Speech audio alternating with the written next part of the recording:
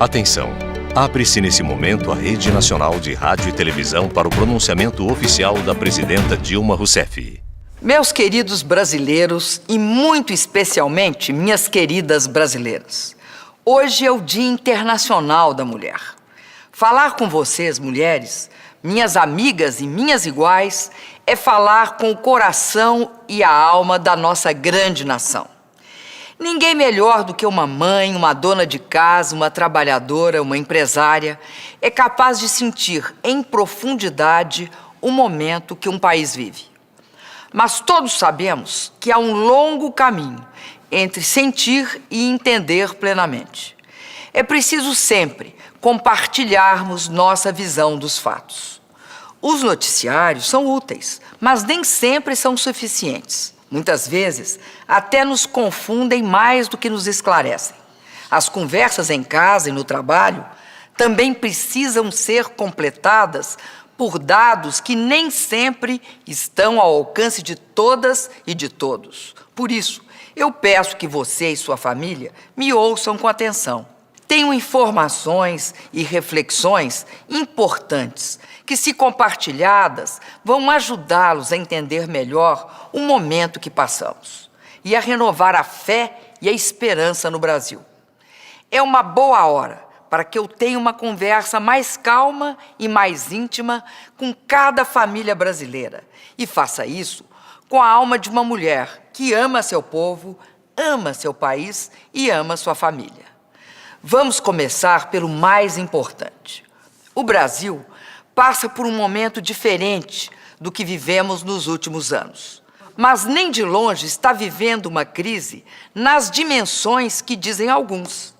Passamos por problemas conjunturais, mas nossos fundamentos continuam sólidos.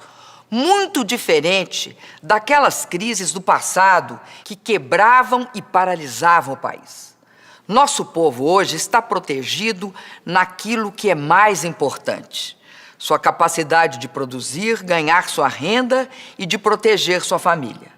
As dificuldades que existem e as medidas que estamos tomando para superá-las não irão comprometer as suas conquistas. Tampouco irão fazer o Brasil parar ou comprometer o nosso futuro. A questão central é a seguinte: estamos na segunda etapa do combate à mais grave crise internacional desde a Grande Depressão de 1929. E nesta segunda etapa, estamos tendo que usar armas diferentes e mais duras daquelas que usamos no primeiro momento. Como o mundo mudou, o Brasil mudou e as circunstâncias mudaram, tivemos também de mudar a forma de enfrentar os problemas. As circunstâncias mudaram porque, além de certos problemas terem se agravado no Brasil e em grande parte do mundo, há ainda a coincidência de estarmos enfrentando a maior seca da nossa história no Sudeste e no Nordeste.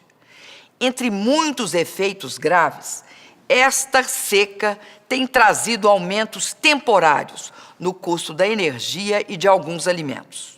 Tudo isso, eu sei, traz reflexos na sua vida. Você tem todo o direito de se irritar e de se preocupar. Mas lhe peço paciência e compreensão, porque essa situação é passageira. O Brasil tem todas as condições de vencer esses problemas temporários. E esta vitória será ainda mais rápida se todos nós nos unirmos neste enfrentamento. Peço a vocês que nos unamos e que confiem na condução deste processo pelo governo, pelo Congresso e por todas as forças vivas do nosso país. E uma delas é você. Queremos e sabemos como fazer isso, distribuindo os esforços de maneira justa e suportável para todos. Como sempre, protegendo de forma especial as classes trabalhadoras, as classes médias e os setores mais vulneráveis. Temos compromissos profundos com o futuro do país e vamos continuar cumprindo de forma inabalável estes compromissos. Minhas amigas e meus amigos, a crise afetou severamente grandes economias como os Estados Unidos, a União Europeia e o Japão. Até mesmo a China, a economia mais dinâmica do planeta, reduziu seu crescimento à metade de suas médias históricas recentes. Alguns países estão conseguindo se recuperar mais cedo. O Brasil, que foi um dos países que melhor reagiu em um primeiro momento, está agora implantando as bases para enfrentar a crise e dar um novo salto no seu desenvolvimento. Nos 6 primeiros anos da crise, crescemos 19,9%, enquanto a economia dos países da zona do euro caiu 1,7%. Pela primeira vez na história, o Brasil, ao enfrentar uma crise econômica internacional, não sofreu uma quebra financeira e cambial. O mais importante, enquanto nos outros países havia demissões em massa, nós aqui preservamos e aumentamos o emprego e o salário. Se conseguimos essas vitórias antes, temos tudo para conseguir novas vitórias outra vez. Inclusive, porque decidimos corajosamente mudar de método e buscar soluções mais adequadas ao atual momento. Mesmo que isso signifique alguns sacrifícios temporários para todos e críticas injustas e desmesuradas ao governo. Na tentativa correta de defender a população, o governo absorveu até o ano passado todos os efeitos negativos da crise, ou seja, usou o seu orçamento para proteger integralmente o crescimento, o emprego e a renda das pessoas. Realizamos elevadas reduções de impostos para estimular a economia e garantir empregos. Ampliamos os investimentos públicos para dinamizar setores econômicos estratégicos. Mas não havia como prever que a crise internacional duraria tanto e, ainda por cima, seria acompanhada de uma grave crise climática. Absorvemos a carga negativa até onde podíamos e agora temos que dividir parte deste esforço com todos os setores da sociedade. É por isso que estamos fazendo correções e ajustes na economia. Não é a primeira vez que o Brasil passa por isso. Em 2003, no início do governo Lula, tivemos que tomar medidas corretivas. Depois, tudo se normalizou e o Brasil cresceu como poucas vezes na história. São medidas para sanear as nossas contas e, assim, dar continuidade ao processo de crescimento com distribuição de renda de modo mais seguro, mais rápido e mais sustentável. Você, que é dona de casa ou pai de família, sabe disso. Às vezes, temos de controlar mais os gastos para evitar que o nosso orçamento saia do controle, para garantir melhor nosso futuro. Isso faz parte do dia a dia das famílias e das empresas, e de países também. Mas estamos fazendo de forma realista e da maneira mais justa e transparente e equilibrada possível. As medidas estão sendo aplicadas de forma que as pessoas, as empresas e a economia as suportem. Como é preciso ter equidade, cada um tem que fazer a sua parte, mas de acordo com as suas condições. Foi por isso que começamos cortando os gastos do governo sem afetar fortemente os investimentos prioritários e os programas sociais.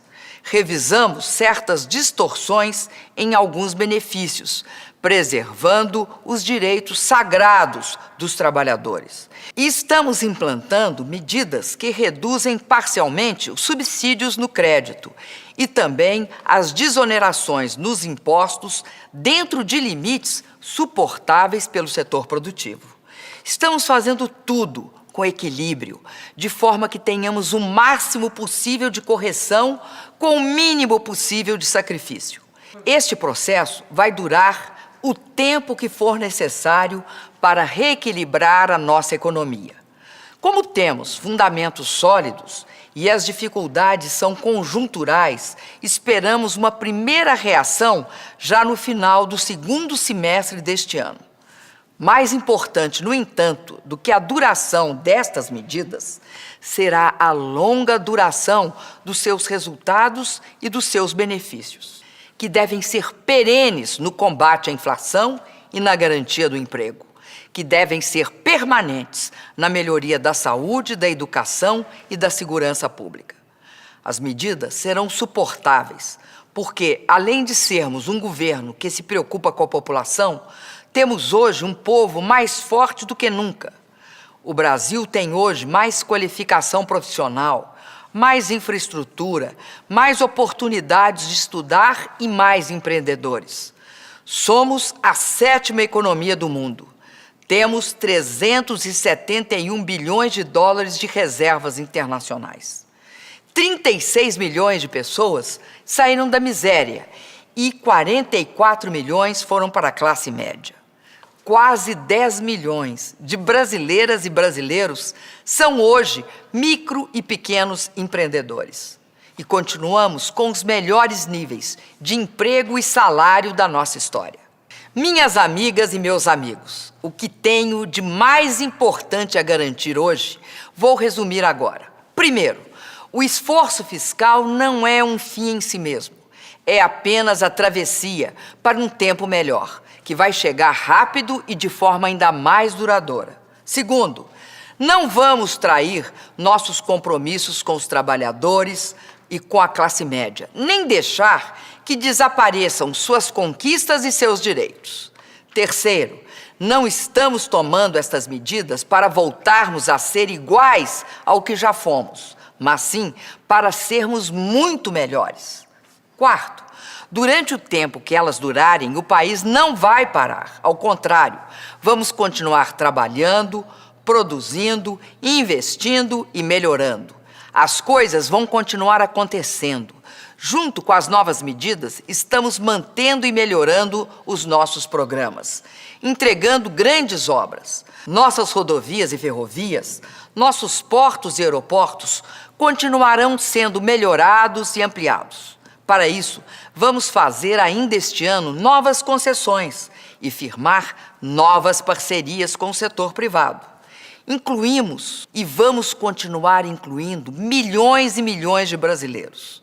Mas agora, a inclusão tem que se dar, sobretudo, pelo acesso a melhores oportunidades e a serviços públicos de maior qualidade. Este esforço tem que ser visto como mais um tijolo no grande processo de construção do novo Brasil. Esta construção não é só física, mas também espiritual, de fortalecimento moral e ético.